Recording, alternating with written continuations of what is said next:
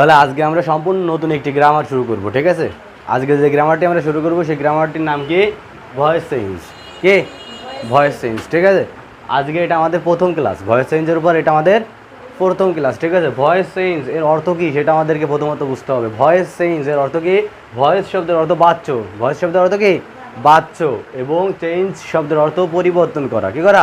পরিবর্তন করা। অর্থাৎ কি ভয়েস চেঞ্জ এর অ্যাকিউমুলেটেড রূপ বাচ্চের পরিবর্তন করা, ঠিক আছে, বাচ্চের পরিবর্তন করা। তাহলে ভয়েস চেঞ্জ কাকে বলে এখন আমাদেরকে দেখতে হবে। ভয়েস চেঞ্জ কাকে বলে, ঠিক আছে। ভয়েস চেঞ্জ কাকে বলে দেখি তো। Voice is the form of the verb, voice is the form of the verb which indicates whether the subject does the work or something has been done to it, or something has been done to it.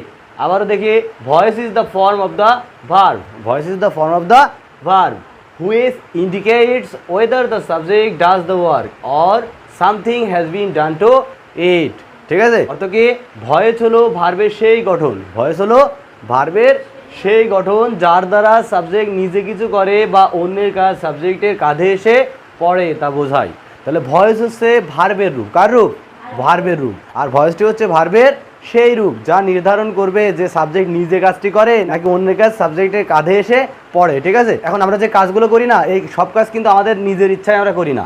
আমরা যে কাজগুলো করি সব কাজ আমাদের নিজের ইচ্ছায় আমরা করি না, ঠিক আছে। যেমন বাংলাতে যদি আমি একটু উদাহরণ বলি, আমি স্কুলে যাই, আমি স্কুলে যাই, ঠিক আছে। তাহলে আমি স্কুলে যাই এই কাজটি আমি নিজে স্বেচ্ছায় করছি না, আমি স্কুলে যাই এই কাজটা কি আমি স্বেচ্ছায় করছি, ঠিক আছে। এই ক্ষেত্রে ভয়েসের একটা ধরন গঠিত হয়, সেটা আমরা পরবর্তীতে দেখবো। আবার যদি বলা হয় বাবা আমাকে স্কুলে যেতে বললো, বাবা আমাকে স্কুলে যেতে বললো, এই কাজটিকে আমার নিজের ইচ্ছা করছি আমি না, এই কাজটি আমি অন্যের ইচ্ছায় করছি। কার ইচ্ছায় করছি? অন্যের ইচ্ছায় করছি। তাহলে প্রথমত কি বলছি যে আমি স্কুলে যাই, আমি স্কুলে যাই, এই যে আমি স্কুলে যাই এই কাজটা আমি স্বেচ্ছায় করছি। কিসে করছি? স্বেচ্ছায় করছি। আমি এখানে সাবজেক্টে ব্যবহৃত হয়েছি এবং আমি এই কাজটি নিজেই করছি, তাই না। আমি স্কুলে যাই মানে কি আমি নিজেই কাজটি করছি, আমি নিজে থেকেই কাজটি করছি, তাই না। আবার যদি বলা হয় বাবা আমাকে স্কুলে যেতে বলে, বাবা আমাকে স্কুলে যেতে বলে, এই কাজটাকে আমি স্বেচ্ছায় করলাম না, ওই বাবা আমার পরে এই বোঝাটা চাপিয়ে দিল যে তোমাকে স্কুলে যেতে হবে, তোমাকে স্কুলে যেতে হবে, তাই না। তাহলে এই ক্ষেত্রে আর একটি ভয়েসের ধরন গঠিত হয়, সেটা আমরা পরবর্তীতে দেখবো, ঠিক আছে। কারণ এখানে আমি মূলত তোমাদেরকে বোঝাইতে চাইছি ভয়েস হচ্ছে ভার্বের রূপ। কার রূপ? ভার্বের রূপ, যা নির্ধারণ করে দিবে যে সাবজেক্ট নিজে কাজটি করবে নাকি অন্যের কাজ সাবজেক্টের কাঁধে এসে পড়বে। এখানে অন্যের কাজ বলতে অবজেক্টের কাজ বোঝায়। কার কাজ বোঝায়? অবজেক্টের কাজ বোঝায়, ঠিক আছে। সাবজেক্ট নিজে একটা কাজ করলে এক ধরনের ভয়েস গঠিত হবে, আবার অবজেক্টের কাজটা সাবজেক্টের কাঁধে এসে পড়লে সেই ক্ষেত্রে আরেক ধরনের ভয়েস গঠিত হবে, ঠিক আছে। তাহলে বুঝেছো এটা দ্বারা কি বোঝানো হয়েছে? ভয়েস হলো ভার্বের সেই গঠন যার দ্বারা সাবজেক্ট নিজে কিছু করে বা অন্যের কাজ সাবজেক্টের কাঁধে এসে পড়ে তা বোঝায়, ঠিক আছে। তাহলে কি সাবজেক্ট নিজে একটা কাজ করলে এক ধরনের ভয়েস গঠিত হয়, আবার সাবজেক্টের কাঁধে যখন অন্যের কাজ এসে পড়ে, আবার সাবজেক্টের কাঁধে যখন অন্যের কাজ এসে পড়ে, অর্থাৎ সাবজেক্ট নিজে যদি ইচ্ছা করে সেই কাজটি না করে, অন্য কেউ যদি কাজটি করতে তাকে বাধ্য করে, অন্য কেউ যদি তাকে কাজটি করতে বাধ্য করে, সেই ক্ষেত্রে আরেকটি ভয়েস গঠিত হয়, ঠিক আছে। এই যে ভয়েস চেঞ্জ আমরা আজকে করব, এই ভয়েস কত প্রকার, ভয়েস কত প্রকার সেটা আমাদের জানতে হবে না। তাহলে ভয়েস কত প্রকার সেটা আমাদেরকে জানতে হবে। তাহলে দেখি ক্লাসিফিকেশন মানে কি? শ্রেণী বিভাগ। ক্লাসিফিকেশন মানে কি? শ্রেণী বিভাগ। তার মানে কি ভয়েস কত প্রকার সেটা, তাই না। কত ভাগে বা কত শ্রেণীতে ভয়েস বিভক্ত সেটা আমাদেরকে দেখতে হবে। তাহলে ক্লাসিফিকেশন, ভয়েস হলো দুই প্রকার, ভয়েস দুই প্রকার। এগুলো হলো ভয়েস কয় প্রকার বলা হলো? দুই প্রকার। কি কি? অ্যাক্টিভ ভয়েস, প্রথমত ভয়েসের যে রূপটা রয়েছে সেটা হচ্ছে অ্যাক্টিভ ভয়েস। কে? অ্যাক্টিভ ভয়েস, ঠিক আছে। আর সেকেন্ডলি ভয়েসের যে রূপটি রয়েছে সেটি হচ্ছে প্যাসিভ ভয়েস। কে? Passive voice. এখন এই অ্যাক্টিভ ভয়েস কাকে বলে আর প্যাসিভ ভয়েস কাকে বলে এটা আমাদেরকে জানতে হবে না। ভয়েস তো দু প্রকার। কয় প্রকার? দুই প্রকার। প্রথমত কে? অ্যাক্টিভ ভয়েস, আর দ্বিতীয়ত কে? Passive voice. এবার আমাদেরকে দেখতে হবে অ্যাক্টিভ ভয়েস কাকে বলে, ঠিক আছে। আমি দুইটা কাজের কথা তোমাদের কিন্তু প্রথমে বাংলায় উদাহরণে বলছি যে আমি স্কুলে যাই, আমি স্কুলে যাই, এখানে আমি নিজে ইচ্ছা করে কাজটি করলাম না, আমি এখানে নিজে ইচ্ছা করে কাজটি করলাম। আবার আরেকটি কাজের কথা তোমাদেরকে বলছি কি বাবা আমাকে স্কুলে যেতে বলে, বাবা আমাকে স্কুলে যেতে বলে, এখানে আমাদের আরেকটি ভয়েস হলো, এখানে আমি কাজটি স্বেচ্ছায় করছি না, এই ক্ষেত্রে ভয়েসের আরেকটি রূপ গঠিত হলো, ঠিক আছে। প্রথম যে রূপটা গঠিত হয়েছে না আমি স্কুলে যাই, এটা হচ্ছে অ্যাক্টিভ ভয়েসের এক্সাম্পল। কিসের এক্সাম্পল? অ্যাক্টিভ ভয়েসের এক্সাম্পল। আর দ্বিতীয় যে উদাহরণটি তোমাদেরকে দিলাম কি বাবা আমাকে স্কুলে যেতে বলে, সেটা এই প্যাসিভ ভয়েসের এক্সাম্পল, ঠিক আছে। অর্থাৎ অ্যাক্টিভ ভয়েস কাকে বলে সেটা আমাদেরকে বুঝতে হবে। অ্যাক্টিভ ভয়েস কাকে বলে? সাবজেক্ট যখন নিজে সক্রিয় হয়ে, সাবজেক্ট যখন নিজে সক্রিয় হয়ে কোনো কাজ করে তখন ভার্বের যে ভয়েস হয় সেই ভয়েসটাকে অ্যাক্টিভ ভয়েস বলা হয়। তখন ভার্বের যে ভয়েস হয় সেই ভয়েসটাকে কী বলা হয়? অ্যাক্টিভ ভয়েস বলা হয়। বুঝেছো কি বলেছি? সাবজেক্ট যখন নিজে সক্রিয় হয়ে কোনো কাজ করবে, সাবজেক্ট যখন নিজে সক্রিয় হয়ে কোনো কাজ করবে তখন ভার্বের যে ভয়েস হয় সেই ভয়েসটাকে কি বলবে, অ্যাক্টিভ ভয়েস বলবে, ঠিক আছে। আবার সাবজেক্ট যখন নিজে সক্রিয় হয়ে কোনো কাজ করে না বরং অবজেক্টের কাজ সাবজেক্টের কাঁধে এসে পড়ে, বরং অবজেক্টের কাজ সাবজেক্টের কাঁধে এসে পড়ে তখন ভার্বের প্যাসিভ ভয়েস হয়। কি বলেছে বুঝাছো? সাবজেক্ট যখন নিজে সক্রিয় হয়ে কোনো কাজ করে, সাবজেক্ট যখন নিজে সক্রিয় হয়ে কোনো কাজ করে তখন ভার্বের যে ভয়েস হয় সেই ভয়েসটাকে বলা হয় অ্যাক্টিভ ভয়েস। কী বলা হয়? Active voice. আর সাবজেক্ট যখন নিজে সক্রিয় হয়ে কোনো কাজ করে না বরং অবজেক্টের কাজ সাবজেক্টের কাঁধে এসে পড়ে তখন ভার্বের প্যাসিভ ভয়েস হয়। যেমন বাংলাতে যদি বলি আমি ভাত খাই, কে? আমি ভাত খাই, এই ভাতটা কে খাচ্ছে? আমি খাচ্ছি। এটা আমি স্বেচ্ছায় খাচ্ছি, কিসে খাচ্ছি? স্বেচ্ছায় খাচ্ছি, ঠিক আছে। জন্য আমি ভাত খাই, এটি হচ্ছে অ্যাক্টিভ ভয়েসের এক্সাম্পল। কিসের এক্সাম্পল? অ্যাক্টিভ ভয়েসের এক্সাম্পল। আবার যদি বলা হয় ভাত আমার দ্বারা খাওয়া হয়, ভাত আমার দ্বারা খাওয়া হয়, ভাত কি নিজে নিজে খেতে পারে? না, কারোর মাধ্যমে খেতে হয় না, কারোর মাধ্যমে খেতে হয়, এজন্য এখানে ভার্বের প্যাসিভ ভয়েস হয়। এই কাজটি আমি স্বেচ্ছায় করছি না, কোনো একটা চাপের মাধ্যমে করছি। যে ধরে নাও সামান আমাকে ভাত খাইতে কি জোর করছে, কি করছে? জোর করছে বা অনুরোধ করছে। যেমন ভাত আমার দ্বারা খাওয়া হয়, ভাত আমার দ্বারা খাওয়া হয়, এখানে কি আমি নিজে কাজটি করছি? আমার দ্বারা কাজটি করানো হচ্ছে, আমার দ্বারা কাজটি করানো হচ্ছে, আমি কাজটি করি, এটা এক ধরনের এক্সাম্পল। আবার আমার দ্বারা কাজটি করানো হয়, আমার দ্বারা কাজটি করানো হয়, একই কথা। কি আমি নিজে যখন কাজটি করবো তখন আমি স্বেচ্ছায় করবো, কী করবো? স্বেচ্ছায় করবো, সেই ক্ষেত্রে এই অ্যাক্টিভ ভয়েস হয়। কী হয়? অ্যাক্টিভ ভয়েস হয়। আবার যখন আমার দ্বারা কাজটি করানো হয়, আমার দ্বারা কাজটি করানো হয়, সেই ক্ষেত্রে ভার্বের প্যাসিভ ভয়েস হয়, ঠিক আছে। আমরা একটু এক্সাম্পলের মাধ্যমে দেখলে আরও সুন্দরভাবে বিষয়টা বুঝতে পারবো, ঠিক আছে। যেমন দেখো, I do the work, I do the work, আমি কাজটি করি, আমি কাজটি করি। আই ডু দ্য ওয়ার্ক মানে কি? আমি কাজটি করি। এই কাজটি আমি নিজে করছি না, এই কাজটি কি আমি নিজে করছি, ঠিক আছে। এই ক্ষেত্রে আমাদের ভার্বের যে ভয়েস হয় সেই ভয়েসটাকে বলা হয় অ্যাক্টিভ ভয়েস, ঠিক আছে। তাহলে অ্যাক্টিভ ভয়েসের স্ট্রাকচারটা আমাদেরকে জানতে হবে। অ্যাক্টিভ ভয়েসের স্ট্রাকচার কি? সাবজেক্ট রয়েছে, এখানে দেখো কী রয়েছে? সাবজেক্ট রয়েছে। এরপর দেখো ভার্ব রয়েছে, কী রয়েছে? ভার্ব রয়েছে, তাই না? এরপরে অবজেক্ট রয়েছে, কী রয়েছে? অবজেক্ট রয়েছে। তাহলে অ্যাক্টিভ ভয়েসের স্ট্রাকচার কী হবে? প্রথমত সাবজেক্ট থাকতে হবে, সাবজেক্টের পরে ভার্ব থাকতে হবে, ভার্বের পর অবজেক্ট থাকতে হবে, ঠিক আছে। তাহলে অ্যাক্টিভ ভয়েসের স্ট্রাকচার কি? Subject plus verb plus object, কে? Subject plus verb plus object. আর অ্যাক্টিভ ভয়েস চিনিবার আরেকটি সহজ উপায় আছে। সেই উপায়টি কি? যে কাজটি আমাদের সামনে উল্লেখ করা থাকবে সেই কাজটি করার ক্ষমতা ওই সাবজেক্টের আছে কিনা সেটা আমাদেরকে জাস্টিফাই করতে হবে, ঠিক আছে। ওই কাজটি করার ক্ষমতা যদি সাবজেক্টের ভেতরে থাকে তাহলে ভার্বের অ্যাক্টিভ ভয়েস গঠিত হয়। কী হয়? ভার্বের অ্যাক্টিভ ভয়েস গঠিত হয়, ঠিক আছে। এটা সবচেয়ে সহজ উপায়। দেখো, আই ডু দ্য ওয়ার্ক, আমি কাজটি করি, আমি কাজটি করি। এখানে এই কাজটি কে করছে? আমি করছি। সাবজেক্ট কে? আমি। কে? আমি। তাহলে এই যে যে আমি কাজটি করছি, এখানে এই কাজটি করার ক্ষমতা আমার আছে কি? আছে। এই কাজটি করার ক্ষমতা আমার আছে, তাহলে এটি অ্যাক্টিভ ভয়েস। তাহলে এটি কি?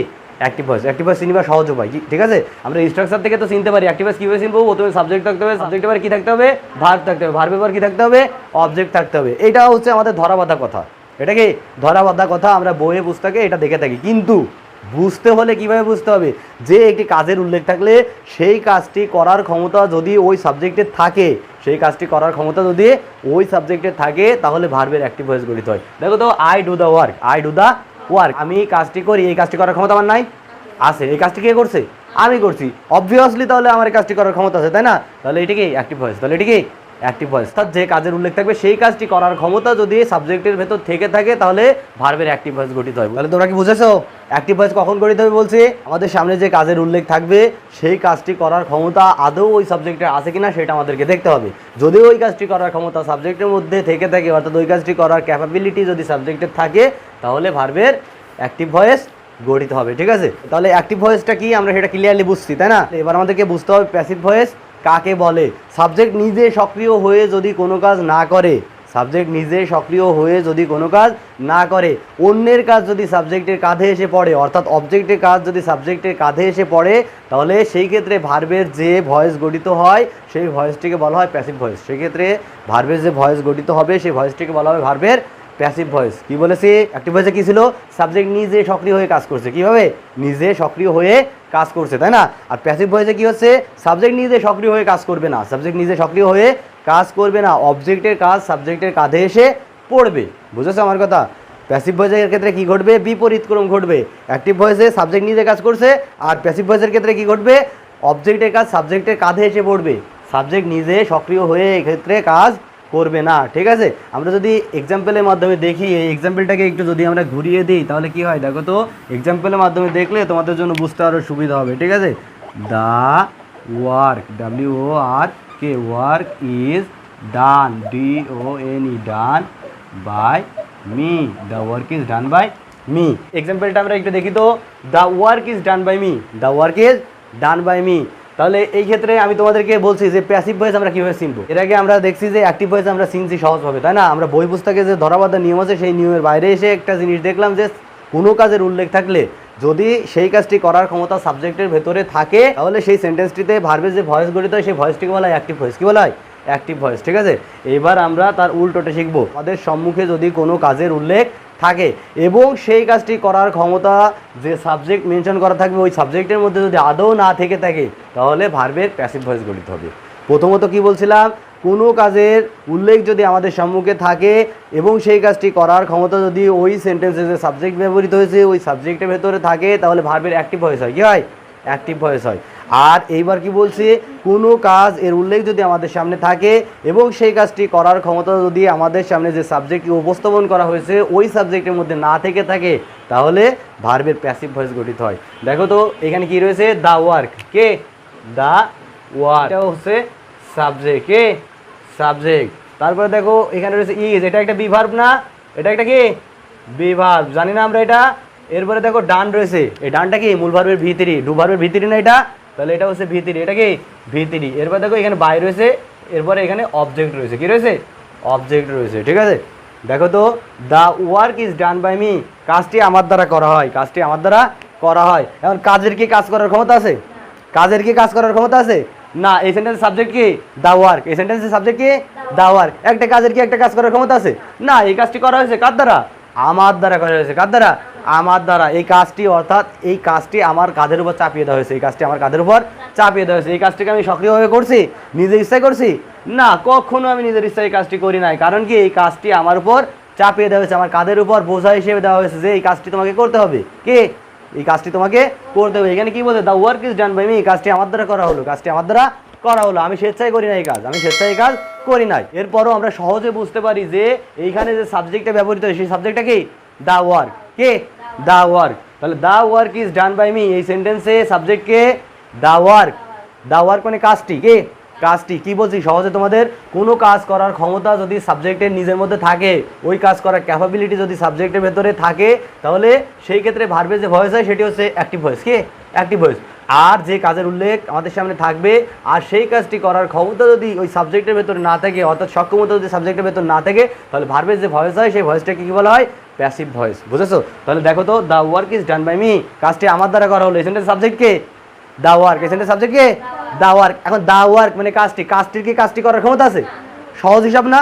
সাবজেক্ট যদি কাজ করার ক্ষমতা রেখে থাকে, সাবজেক্ট যদি কাজ করার ক্ষমতা রেখে থাকে তাহলে অ্যাক্টিভ ভয়েস হয়। তাহলে কি হয়? অ্যাক্টিভ ভয়েস হয়। আর সাবজেক্ট যদি তার মধ্যে কোনো কাজ করার সক্ষমতা বা ক্ষমতা রেখে না থাকে সেক্ষেত্রে প্যাসিভ ভয়েস হয়। তাহলে অ্যাক্টিভ ভয়েস কি আর প্যাসিভ ভয়েস কি এটা বুঝতে আর কারো কোনো সমস্যা হবে? সহজ হিসাবে বুঝলাম আমরা, তাই না। বই পুস্তকে যেটা ধরাবাধা বলা হয়ে থাকে যে কোনো কাজ যদি সাবজেক্ট নিজে করে তাহলে ভার্বের অ্যাক্টিভ ভয়েস হয়, আবার কোনো কাজ যদি সাবজেক্ট নিজে না করে অন্যের কাজ সাবজেক্টের কাঁধে এসে পড়ে সেই ক্ষেত্রে ভার্বের প্যাসিভ ভয়েস হয়। এটা হচ্ছে বই পুস্তকের কথা। কিসের কথা?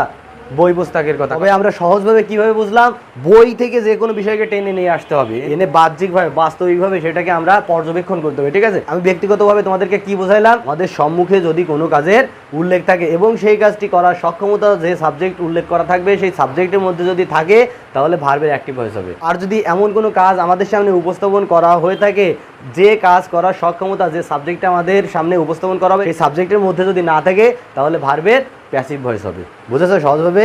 যেমন আই ডু দ্য ওয়ার্ক, আমি কাজটি করি, এই কাজটি করার সক্ষমতা এই সেন্টেন্স সাবজেক্ট আমি আমার ভেতরে আসে না, তাহলে অ্যাক্টিভ ভয়েস। তাহলে কি? Active voice. আবার যদি বলা হয় the work is done by me, the work is done by me, ঠিক আছে, তার মানে কি কাজটি আমার দ্বারা করা হলো। এখন এই কাজটির কি কাজটি করার ক্ষমতা আছে? এই সেন্টেন্স সাবজেক্টকে কাজটি, এখন এই কাজটির কাজটি করার ক্ষমতা আছে? নাই, তার মানে এটি কি? Passive voice. তাহলে অ্যাক্টিভ ভয়েস কি আর প্যাসিভ ভয়েস কি বুঝতে কারোর ভেতরে কোনো সমস্যা আছে? আর বুঝেছো ক্লিয়ারলি সবাই? তাহলে এইটুকু উঠিয়ে নাও। ঠিক আছে, দেখা হচ্ছে ইনশাআল্লাহ পরবর্তী ক্লাসে। টিল দেন আল্লাহ হাফেজ। ওকে।